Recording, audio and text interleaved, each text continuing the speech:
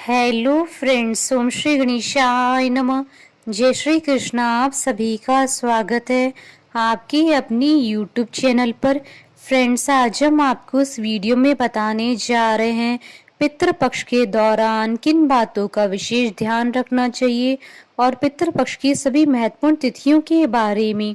Friends, video शुरू करने से पहले आपसे रिक्वेस्ट है, अगर आप हमारे चैनल पर नए हैं और आपने अभी तक चैनल को सब्सक्राइब नहीं किया है तो प्लीज़ सब्सक्राइब कीजिएगा चैनल को, साथ ही प्रेस कीजिएगा बेल आइकन को, जिससे नए वीडियो से रिलेटेड नोटिफिकेशन आपको तुरंत प्राप्त हो सके। और वीडियो पसंद आने पर वीडियो को लाइक और शेयर जरूर कीजिएगा ताकि सभी भक्तों को इस वीडियो का लाभ प्राप्त हो सके। और कमेंट बॉक्स में जय श्री कृष्ण जरूर लिखिएगा। भारतीय शास्त्रों में ऐसी मान्यता है कि पितृगण पितृपक्ष में पृथ्वी पर आते हैं और 15 दिनों तक पृथ्वी पर रहने के बाद अपने लोक में लौट जाते हैं। शास्त्रों में बताया गया है कि पितृपक्ष के दौरान पितृ अपने परिजनों के आसपास रहते हैं, इसलिए इन दिनों कोई भी ऐसा काम नहीं करें जिससे पितृगण नाराज हों। पितरों को प्रसन्न करने के लिए पितृपक्ष में कुछ विशेष बातों का ध्यान देना चाहिए। पितृपक्ष के दौरान ब्राह्मण, जमाता, भांजा, गुरु, नाती को भोजन कराना चाहिए। इससे पितृगण अत्यंत प्रसन्न होते हैं। ब्राह्मणों को भोजन करवाते समय भोजन का पात्र दोनों हाथों से पकड़कर लाना चाहिए, अन्यथा भोजन का अंश राक्षस ग्रहण कर लेते हैं, जिससे ब्राह्मणों द्वारा अन्न ग्रहण करने के बावजूद भी पितृगण भोजन का अंश ग्रहण नहीं करते हैं।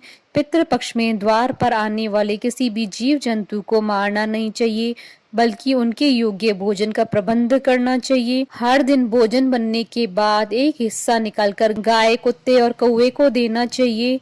मान्यता है कि इन्हें दिया गया भोजन सीधे पितरों को प्राप्त होता है। शाम के समय घर के द्वार पर एक दीपक जलाकर पितृगणों का ध्यान करना चाहिए। हिंदू धर्म ग्रंथों के अनुसार जिस तिथि को जिसके पूर्वज गमन करते हैं उसी तिथि को उनका श्राद्ध करना चाहिए। इस पक्ष में जो लोग अपने पितरों को जल देते हैं तथा उनकी मृत्यु तिथि पर श्राद्ध करते हैं, उनके समस्त मनोरथ पूर्ण होते हैं।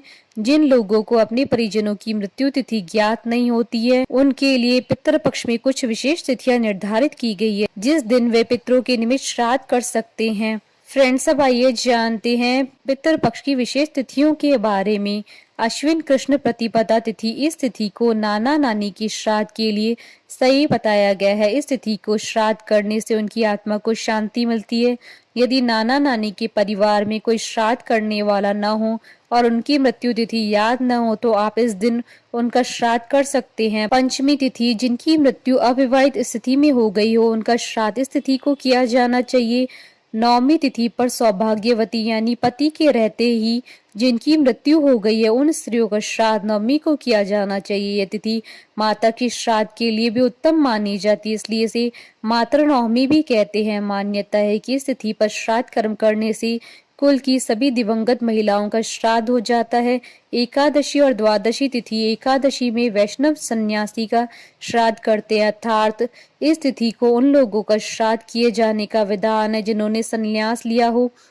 चतुर्दशी तिथि, इस तिथि में शस्त्र, आत्महत्या, विष और दुर्घटना यानी जिनकी अकाल मृत्यु हुई हो उनका श्राद्ध किया जाता है, जबकि बच्चों का श्राद्ध कृष्ण पक्ष की त्रयोदशी तिथि को करने के लिए कहा गया है। सर्व पितृ मोक्ष अमावस्या, किसी कारण से पितृपक्ष की अन्य तिथियों पर पितरों का श्राद्ध करने से चूक गए हो या पितरों की तिथि याद नहीं हो तो इस तिथि पर सभी पितरों का श्राद्ध किया जा सकता है।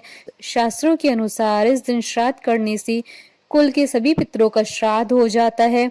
यही नहीं, जिनका मरने पर संस्कार नहीं हुआ हो उनका भी अमावस्या तिथि को ही श्राद्ध करना चाहिए।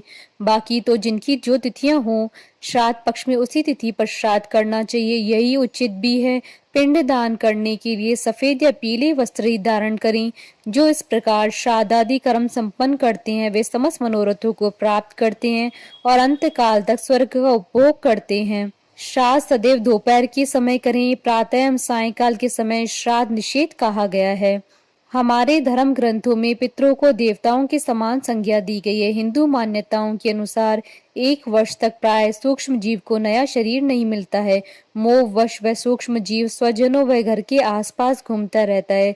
श्राद्ध कार्य के अनुष्ठान से सूक्ष्म जीव को तृप्ति मिलती है, इसलिए श्राद्ध कर्म किया जाता है। ऐसा कुछ भी नहीं है कि इस अनुष्ठान में ब्राह्मणों को भोजन खिलाया जाता है। वही पदार्थ ज्यों का त्यों सी प्रकार वजन और परिमाण में मृतकों को मिलता है। वास्तव में श्रद्धा पूर्वक श्राद्ध में दिए गए भोजन का सूक्ष्म अंश परिणीत होकर उसी अनुपात व मात्रा में प्राणी को मिलता है जिस योनि में वह प्राणी है। पितृलोक में गया हुआ प्राणी श्राद्ध में दिए हुए अन्न का स्वदा रूप में परिणित हुए को खाता है। यदि शुभ कर्म के कारण मर कर पिता देवता बन गया है तो वह श्राद्ध में दिया गया अन्न उसे अमृत में परिणित होकर देव योनि में प्राप्त होता है। गंधर्व बन गया है तो वह अन्न अनेकों भोगों के रूप में प्राप्त होता है। पशु बन जाने पर वह घास के रूप में परिवर्तित होकर उसे तृप्त करेगा। यदि नाग योनि मिली है तो श्राद्ध का अन्न वायु के रूप में तृप्ति को प्राप्त होगा।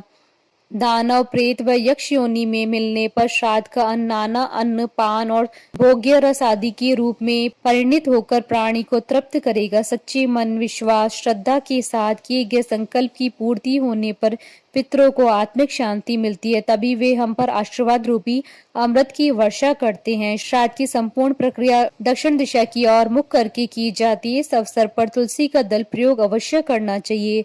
गया, पुष्कर, प्रयाग, हरिद्वार आदि तीर्थों में श्राद्ध करने का विशेष महत्व है। जिस दिन श्राद्ध करें उस दिन पूर्ण ब्रह्मचर्य का पालन करें। श्राद्ध के दिन क्रोध, चिड़चिड़ापन और कलह से दूर रहें। पितरों को भोजन सामग्री देने के लिए मिट्टी के बर्तनों का प्रयोग किया जाए तो अच्छा है। केले के पत्ते या लकड़ी के बर्तन का भी प्रयोग किया जा सकता है। फ्रेंड्स, अब आइए जानते हैं पितृपक्ष का प्रारंभ हो गया, उसका समापन कब होगा और पितृपक्ष की सभी तिथियों के बारे में। साल 2023 में पितृपक्ष का प्रारंभ 29 सितंबर 2023 भाद्रपद पूर्णिमा के दिन होगा। इस दिन पूर्णिमा का श्राद्ध किया जाएगा और पितृपक्ष का समापन 14 अक्टूबर 2023 सर्वपितृ अमावस्या के दिन होगा। और पितृपक्ष की सभी तिथियों की डिटेल्स स्क्रीन पर दे दी गई है। हमारे साथ इस वीडियो में अंत तक बने रहने के लिए आपको धन्यवाद। ओम श्री गणेशाय नमः। जय श्री कृष्णा।